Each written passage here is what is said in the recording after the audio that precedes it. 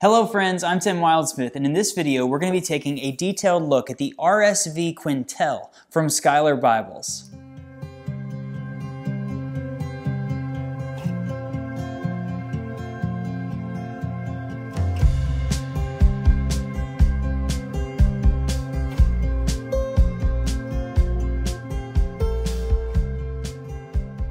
Okay, it's time to take a deep dive into the RSV Quentel from Schuyler Bibles. If you missed it, I did an unboxing video with this Bible. It's the newest release from Schuyler, and everything I've seen online, everybody's freaking out about this Bible. They love it. It's beautifully done. I've spent some time with it now and really gotten to dive in and see the specs and the details, and there's a few very interesting details about this Bible. So I'm going to do this one slightly differently. I'm going to go to an overhead video here and walk you through all the specs of the Bible. If you're watching this and you just want to know, hey, I'm checking out this Bible online, I want to see what it's about. That's what this next overhead section is going to be. I'm going to give you all the specs and show things to you. But because this is part of the Quentel series from Schuyler, and they've got a lot of other Bibles, and there's some unique things about this one, I'm then going to do a side-by-side comparison of this Bible with several other Bibles, because I think there's some unique things to note. So if you're a fan of Schuyler or you're familiar with their Bibles, after I do the overhead, I'll do some side-by-side comparisons so you can kind of get more of a feel of how this compares to other Bibles from Schuyler. So that's what we're going to be doing in this video. Before we dive in, hit that like button if you haven't already. Definitely subscribe to the channel because I've got a lot of great Bible videos here for Bible Review Blog.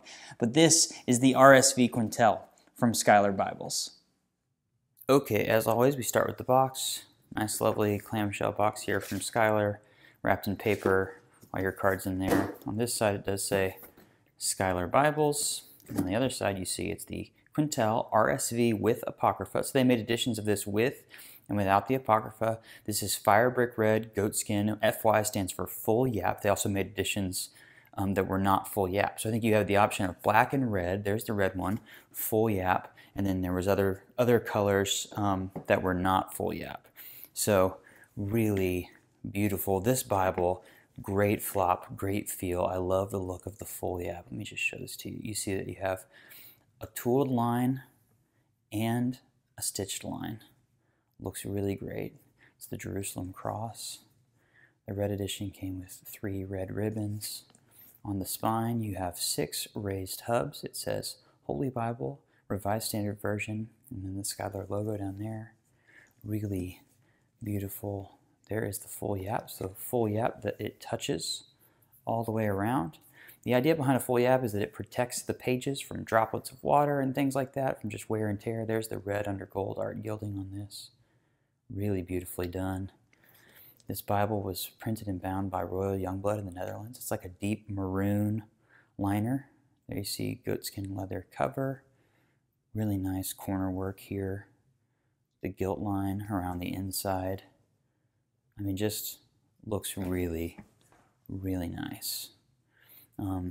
I love Schuyler Bibles, and they're consistent. I said that in the unboxing video of this, but these are particularly just, this Bible is fantastic. It looks great all the way around. As far as size goes, this Bible is 6 1/8 inches wide and about 9 1/8 inches tall. And when I measured it, thickness with the cover, it was just under 1.5 inches, so about 1.4 inches. Now, you might think that's pretty thin for a Bible with the Apocrypha, and you're going to notice why that is in a minute. Before I well, okay, let's dive into the inside first. I'm just going to show you what's here at the front.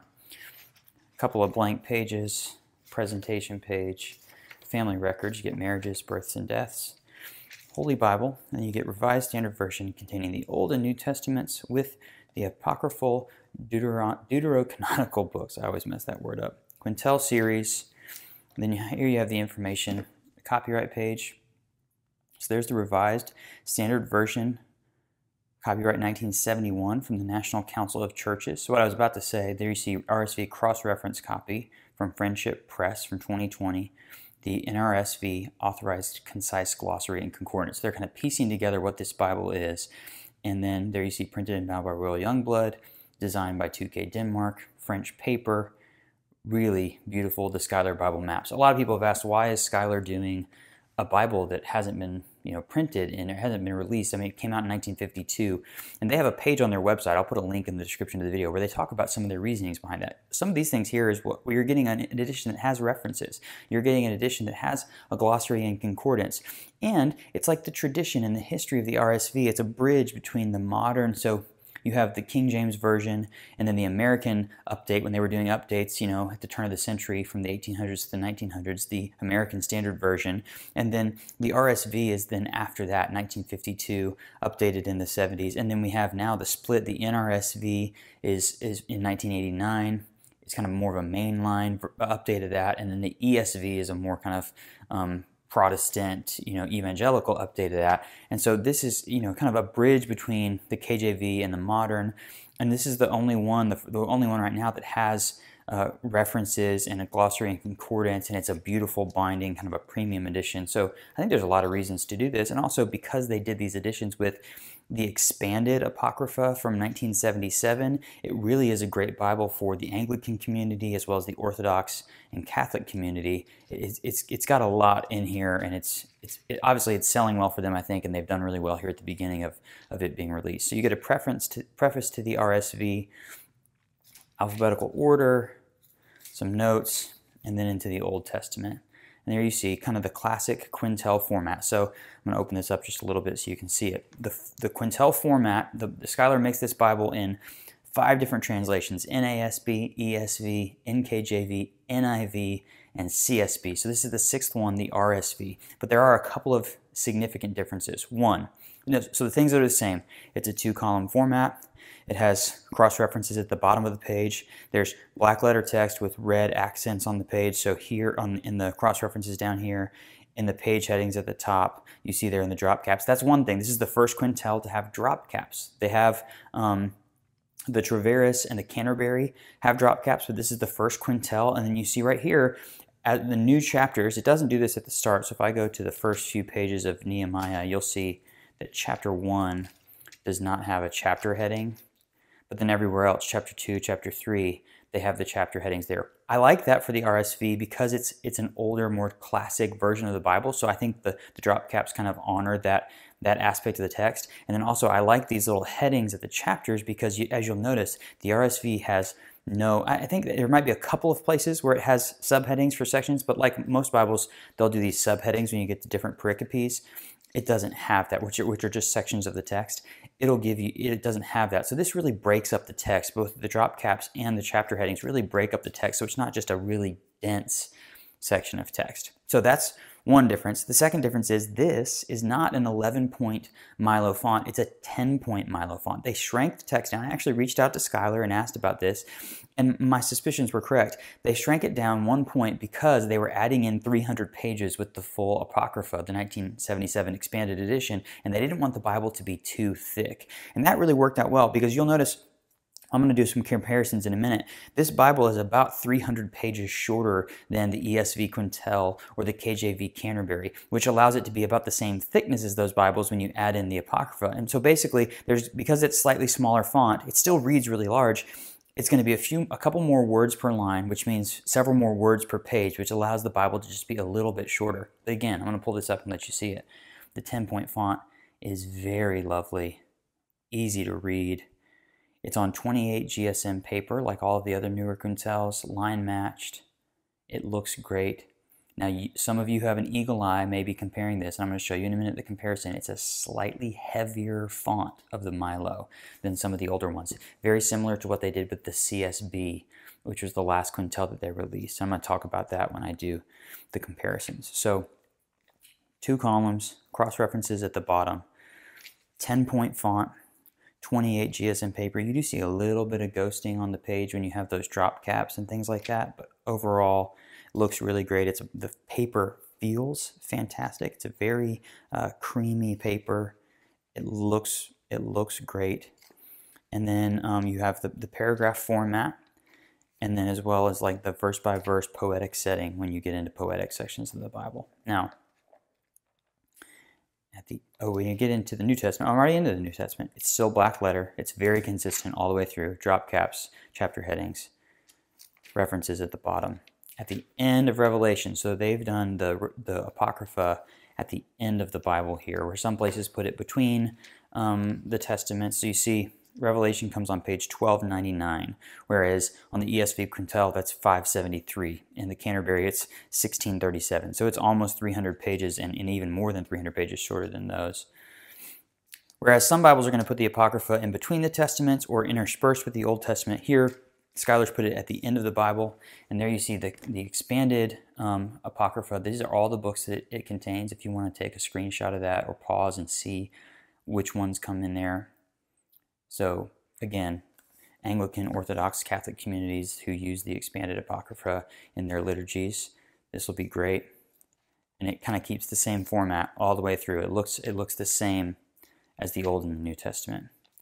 At the end of, I think, 4th Maccabees is the last book.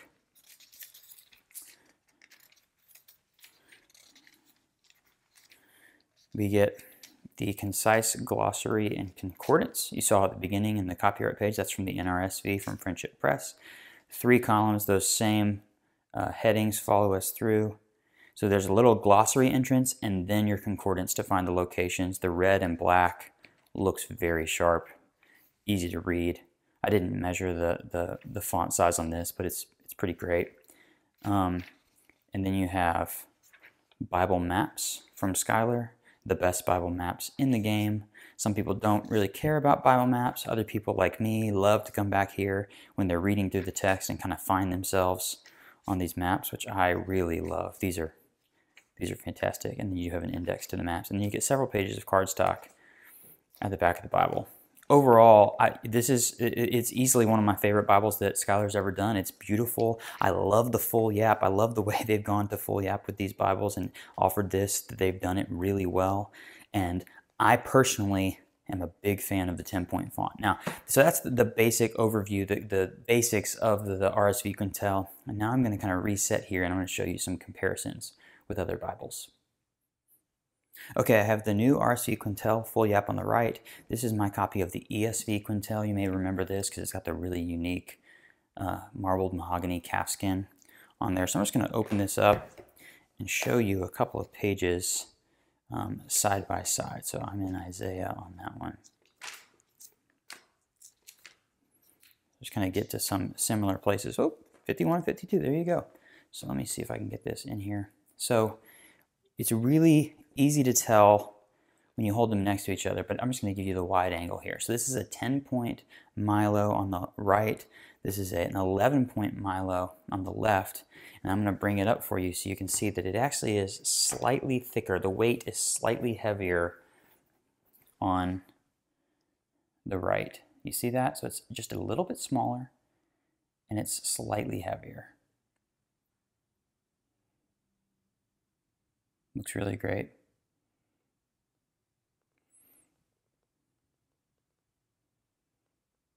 I really like this. Now, some of you, a lot of people ask me about font size and they just want the bigger the better. So 11, it feels a little bit bigger. They're going for it. This one, I really like the look of this. I think I prefer the 10 and the slightly thicker feel, the more dense. Really like it. Now I'm going to bring in the Traveris. So this is the ESV Traveris, also full yap. Look at that.